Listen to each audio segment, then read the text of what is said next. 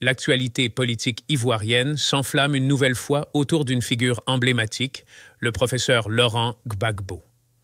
Son nom, son influence et sa parole continuent visiblement de hanter le camp du pouvoir au point de raviver des souvenirs douloureux de la crise post-électorale de 2010.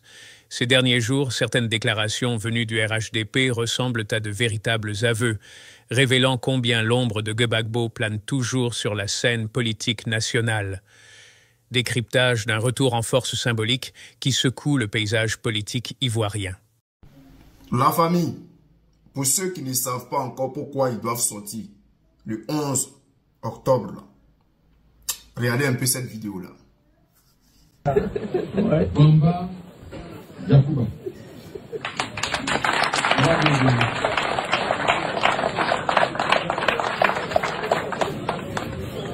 Si vous le voyez, il faut le respecter. Le travail qu'on a fait à la CEI, lui, il connaît la vérité de A à Z.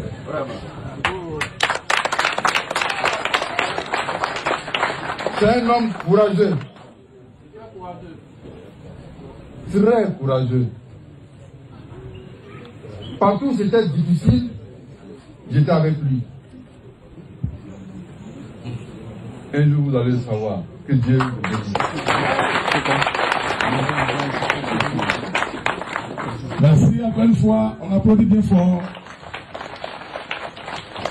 Notre baobab de l'organisateur en chef, le génie de Songon.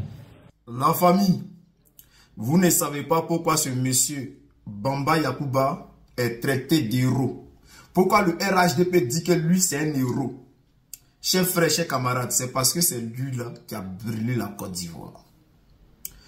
Lorsque ils ont su qu'Alassane Ouattara avait perdu les élections, c'est lui et son groupe qui sont rentrés au laboratoire.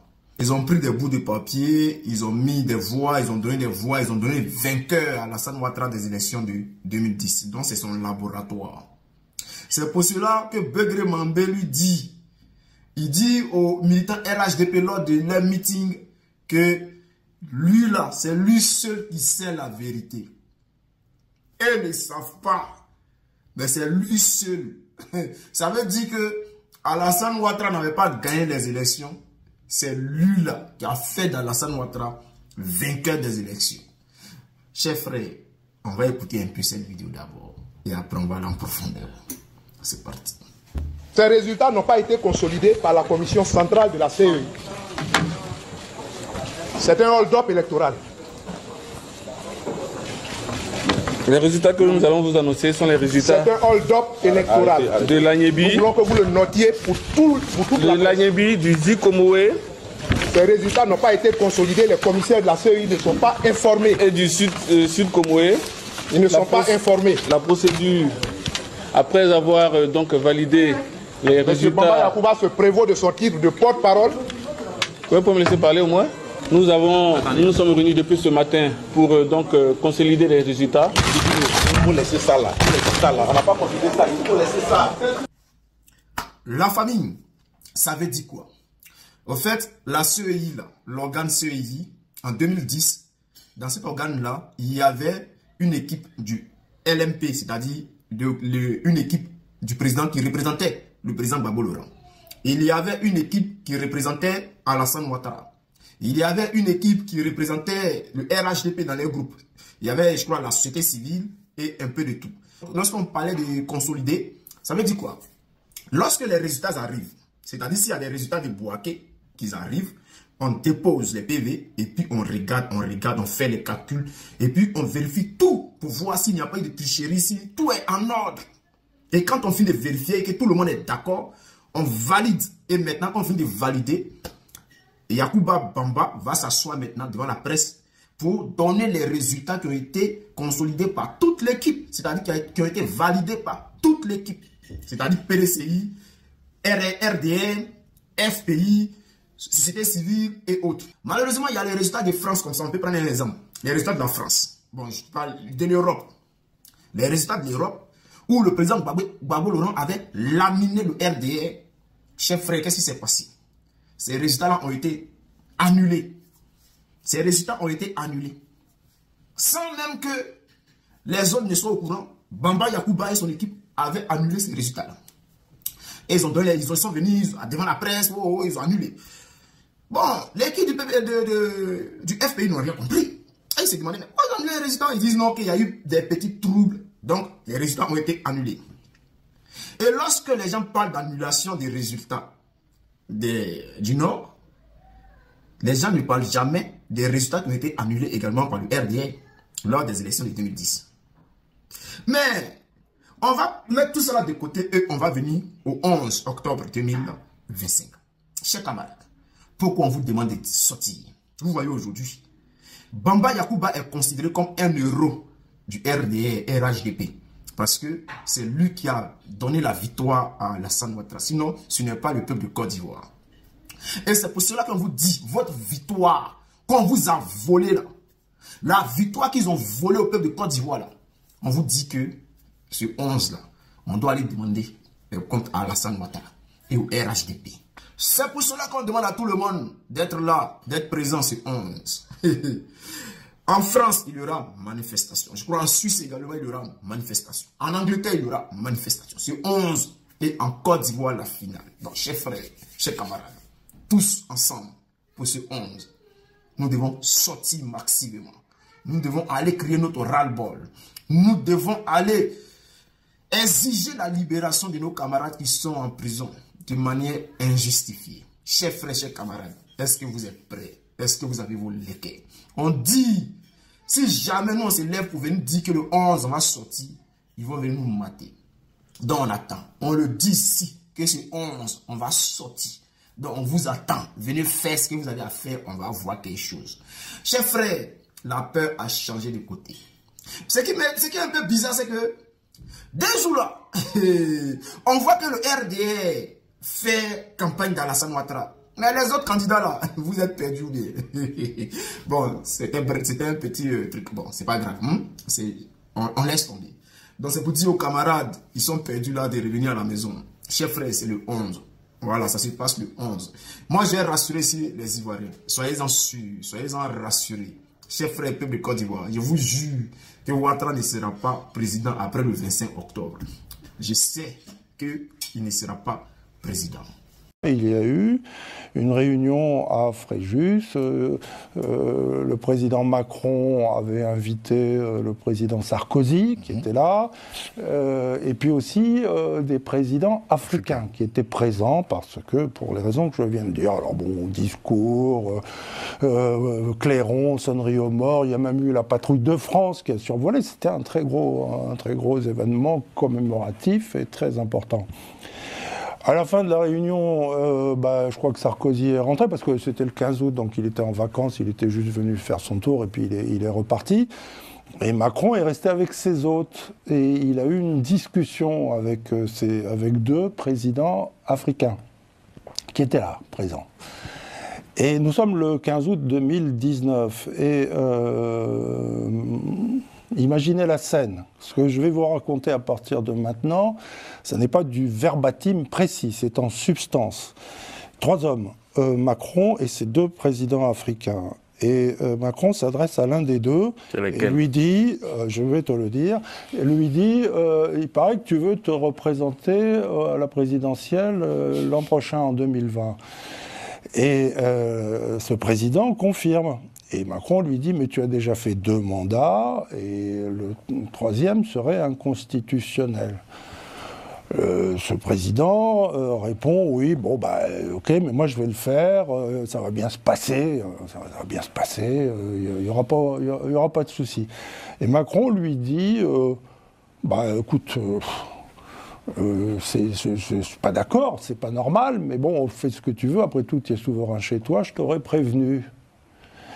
Et le troisième homme, l'autre président africain, a assisté à cette conversation et n'a pas dit un mot. Il ne s'est pas du tout prononcé. Alors ces deux présidents, c'était qui? Eh bien, c'était Alpha Condé. Et le président qui a assisté à la scène et qui n'a pas dit un mot ce 15 août 2019 à Fréjus, c'était un certain Alassane Ouattara. D'accord ? Alors pour rappel, parce que tout le monde n'est pas forcément au fait de l'histoire de la Guinée, mais l'année suivante, coûte que coûte, Alpha Condé s'est présenté. C'était une simple formalité. Il a bien sûr été déclaré vainqueur de l'élection. Et il a entamé un 3e mandat. Et puis 1 an après, il lui est arrivé un petit accident, un interlude, qui fait que depuis, il est en exil et que le pays est dirigé par le général Doumbouya. Alors, voilà, il faut quand même rappeler déjà, c'est historique ça, il faut rappeler quand même que Alpha Condé n'est pas venu d'une autre planète. En 2010, lorsqu'il se présente à l'élection présidentielle, il fait 18% au premier tour et son adversaire, Cellou Dalein Diallo, fait 42%. À l'époque, à Paris, le ministre des Affaires étrangères, c'était Bernard Kouchner. Et au Conseil des ministres, après le premier tour d'élection guinéenne, le ministre Kouchner prend la parole en Conseil des ministres et puis dit que Alpha Condé a de bonnes chances d'être président le coup suivant. Il se fait interrompre, rembarré par le président de la République, Nicolas Sarkozy, qui lui dit « Mais qu'est-ce que tu racontes? Avec 18%, comment veux-tu qu'il gagne ?» Cellou Dalein Diallo a fait 42%. Patatras, Sarkozy, dans son style toujours aussi péremptoire et cassant, a cherché à humilier Bernard Kouchner. Et le résultat, c'est que Alpha Condé a gagné l'élection présidentielle et qu'il a fait 2 mandats. Ensuite, quand il a fait un 3e mandat, Macron, parce que c'était plus le même président, les deux étaient là à Fréjus, le 15 août 2019.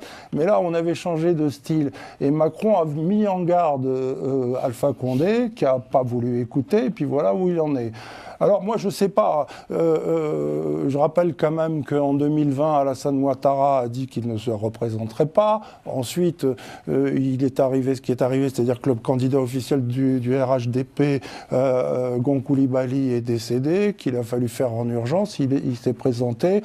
La France a mis plusieurs semaines avant de reconnaître que, ok, il était président, Macron lui a écrit, mais là, on est en 2025. Que va-t-il se passer? Moi, j'en sais rien du tout. Un dernier mot, Carlyle, je te remercie de m'accorder la parole sur ce sujet. Je préfère devancer les objections qui pourraient arriver sur ce plateau pour dire que ce que je viens de vous raconter, qui n'a jamais été révélé, je l'ai réservé à la bande à Carlyle, ne croyez surtout pas que je le sais depuis 2019. Je le sais depuis la semaine dernière. Et ça, c'est très intéressant. Comment se fait-il qu'on m'ait raconté ce genre de choses maintenant ? Et que devais-je faire de ça? Devais-je me taire? Devais-je en parler à mon ami Carlyle? J'ai fait mon boulot, moi je suis journaliste, je vous donne des faits. Ce sont des faits. Merci. Précision, sachant que nos interlocuteurs ne nous donnent pas des informations en vain. Exactement. Ça, dans le métier que nous faisons, c'est bien de préciser. Merci, merci beaucoup. J'aimerais prendre 1 minute. Mon intervention n'a rien à voir avec ce que tu viens de nous dire, rassure-toi. Et la paix du cœur, mon cher ami, mon père. Moi, c'est tout à l'heure ce discours de les influences supposées ou avérées de la France ou de la Russie, ça me gêne un peu. Oui. Ça me gêne dans la mesure où très souvent on vole, je dirais, les révolutions des peuples africains. En 1990, on nous a vendu que c'était le discours de la Baule de Mitterrand qui a fait que les jeunes Ivoiriens, les jeunes Africains dans l'ensemble, sont descendus dans les rues. Pour vous, il n'y a pas d'influence. Je n'ai pas dit cela. Arrêtons de voler les rues. C'est comme si les Africains ne réfléchissaient pas. C'est d'autres qui réfléchissent à leur place pour venir leur dire faites ceci, faites cela. Arrêtons un peu cela. Convoquer une émission parce que... Arrêtons un peu cela. Aujourd'hui, on est en train de nous parler de la Russie. Les Burkinabés sont en train de faire leur révolution. Ils se lient, ils font leur partenariat avec qui ils veulent. Qui ils veulent. Comme ils veulent. Cela ne veut pas dire qu'il y a une influence russe ou chinoise ou quoi que ce soit. Respectons les choix et les révolutions des peuples africains. Bon, est-ce que je peux avoir une sur ce point-là, en fait? Parce qu'effectivement, le président, il évoque à chaque moment, en fait. Il y a des révolutions. Le fait que, par exemple, Blaise Compaoré soit parti, il n'y a pas eu de révolution forcément externe ou extérieure. Mais il y a un fait qu'on ne peut pas nier. Est-ce que, par exemple, Maïdan en Ukraine, pour certaines personnes, Maïdan c'est une révolution ukrainienne. Mais quand on regarde derrière, en fait, ces révolutions oranges, moi, je peux vous dire de sources sûres, d'accord, ces révolutions ont été préparées de l'extérieur. Il y a une grosse influence des États-Unis derrière. Alors, il y a des révolutions, que l'on veuille ou pas, qui sont endogènes. Et il y a des révolutions qui ont des influences exogènes. Et ça, vous ne pouvez pas le nier. C'est mai 68, voilà, mai 68, c'était en France, mais mai 68 a agi même en Côte d'Ivoire. Et vous poserez la question à M. Laurent Gbagbo, il ne vous dira pas le contraire, qui est un historien. Mais vous dire tout le temps que oui, bon, ça me gêne. Ça, c'est non, ça me gêne sociologique. Je suis d'accord. Mais moi, je pense qu'il y a un point aussi. Enfin, je pense que c'est aussi un peu naïf de ne pas considérer que même si c'est péjoratif de dire. Mais il y a quand même l'influence étrangère. Non, il y a de l'interconnexion dans le monde. Ça, c'est une réalité. Mais, par exemple, même le seul fait de lire un livre peut avoir une incidence sur mon état d'esprit. Je suis d'accord, mais en fait, dans les conditions que nous vivons... Que les Africains sont là-bas, et puis il y a quelqu'un d'autre qui vient dire, bon, voilà... Mais c'est même pas que les Africains, hein. C'est pas que les Africains. Moi, je parle des Africains. Oui, non, mais pour montrer qu'aussi, il y a des influences. Même la France a fait l'objet de tentatives d'influence pendant les élections. Je parle des Africains. Oui, mais en Afrique, ne vit pas en autarcie. Mais justement, c'est ce que j'ai dit. Bon. C'est ce que j'ai dit. Il peut y avoir des connexions, mais il faudra qu'on arrête de voler les révolutions des peuples africains. On est pris par le temps. C'est la Russie, c'est la France, c'est l'Angleterre, c'est ceci, c'est cela. Non, les Africains sont grands. Ils sont en train de mûrir. Ils sont en train de eux-mêmes voir ce qui est bon pour eux. Quand Thomas Sankara faisait sa révolution, j'espère qu'on va venir me dire que c'était les Russes qui étaient derrière. Bon, non, c'est pas l'idée, mais bon, moi j'ai voulu en tout cas donner la parole à Norbert dans notre échange parce que je considère qu'en tant que journaliste, aucune information n'est vaine, surtout en fonction de la temporalité. J'aurais quelque chose à ajouter rapidement avant que je rende l'antenne. Non, pas ça. On devait aborder normalement... Oui, on devait parler de la question de Chablé Goudé, mais on y reviendra, le choix de... Mais bon, là, on est pris par le temps. Ou bien c'est pas le président qui t'a menacé de ne pas... Aucune menace de perdre sur ce plateau. Non, mais... mais c'était important qu'on écoute à mon avis, ce que Norbert avait à dire dans ce contexte un peu, on parlait un peu d'ingérence extérieure, donc pour moi c'est bien de savoir un peu, enfin je n'ai pas pu poser la question puisque là on est pris par le temps, quel pourrait être le rôle de la France dans une France aujourd'hui ingouvernable? C'est une question aussi, messieurs, assez intéressante. Ah, alors là, j'ai quelque chose encore à dire sur le sujet. Sous le regard du président. Regard. Très panafricaniste. Allez-y, Norbert. Je donne la parole à Romain après. C'est une bonne nouvelle. C'est une question fondamentale. Je pense que lorsque le pouvoir est faible à Paris, à l'Élysée, et on ne peut plus le cas au moment où nous enregistrons, ce lundi après-midi. On n'a jamais vu ça de toute l'histoire de la Ve République, avec un gouvernement qui a battu tous les records, un gouvernement de 14 heures. Il faut le faire. Moi, je connaissais le bouillon de 11 heures. Donc, lorsque le pouvoir est faible à Paris, le pouvoir des militaires français sur les questions africaines se renforce. C'est-à-dire l'inverse de ce qu'on pourrait imaginer, parce que c'est eux qui sont à la manœuvre. Pour illustrer ce que je viens de dire, je rappellerai un mot inouï cité par un ancien ministre des Affaires étrangères français, un certain Michel Barnier, qui a été Premier ministre aussi. Et aujourd'hui député. Hein. Michel Barnier a témoigné lors du procès du bombardement de Bouaké devant la cour d'assises à Paris. Et évidemment, on lui a posé les questions. Pourquoi? Parce qu'à l'époque, il était ministre des Affaires étrangères et sa défense consistait à dire qu'il y était pour rien, que ça lui était passé par-dessus la tête. En clair, lors de ces événements dramatiques, la grande cassure, la grande déchirure entre la France et la Côte d'Ivoire, il était responsable en tant que ministre des Affaires étrangères, mais en réalité, il a pris part à aucune de ce qui s'est passé sur le terrain. Effectivement, ça se passait directement entre le président de la République, Jacques Chirac, chef des armées, et le général Poncet, qui était le patron de la Force Licorne à Abidjan. Et Dieu sait si ça a été dramatique. Eh bien, Barnier, qui a souffert de cette affaire, parce qu'il a été incriminé par la justice française, on a demandé son renvoi ainsi que celui de Michel Marie, qui était ministre de la Défense, et Dominique de Villepin, qui était à l'époque ministre de l'Intérieur, devant la Cour de justice de la République. Bon, et donc Barnier disait, indigné, moi j'y étais pour rien, donc je suis allé voir Chirac, je lui ai demandé ce que c'était cette histoire, et Chirac a répondu, c'est Barnier qui dit ça devant la cour d'assises, tu sais, ces histoires-là, c'est les militaires qui s'en occupent. Sous serment. Donc en ce moment, je crois qu'on est dans cette situation. Voilà. Oui. Oui. Et moi, j'aimerais revenir sur un dernier truc. Aujourd'hui, on assiste à tout ce qui se passe en France. J'aimerais vivement que l'opposition ivoirienne s'en inspire. Voilà. Aujourd'hui, on n'a pas besoin forcément d'être président pour pouvoir gouverner. Si aujourd'hui, vous voyez que Ouattara est à la présidence, essayez de prendre l'Assemblée nationale, donc à travers les législatives. Ce sont des stratégies auxquelles il faudrait penser par moment. Il ne faudrait pas toujours se bloquer sur ces trucs. C'est vrai que c'est peut-être utopique, mais bon, on peut quand même essayer. En tout cas, on prend note de l'appel du 6 octobre, monsieur. Je ne peux plus vous donner la parole. En quelques secondes. Quelques secondes. Non, juste pour rebondir rapidement, si M. Charles Bégoudin inspire en tout cas la CEI d'organiser des votes aussi rapides et aussi efficaces. Un amour assez particulier pour le patron du COJEP. Non, mais j'ai été vraiment bluffé parce que c'est pas ça. Merci beaucoup. Merci sur plateau. Merci. Qui a une obsession anti-Charles. Après, lorsqu'un de mes chroniqueurs repris sur la page d'un leader et surtout pour parler de manière très ironique, bon, ça pose des questions. Je ne dirai pas de nom. Et ainsi donc, plus d'une décennie après la crise de 2010, le nom de Laurent Gbagbo continue de susciter débats, émotions et réactions au sommet de l'État.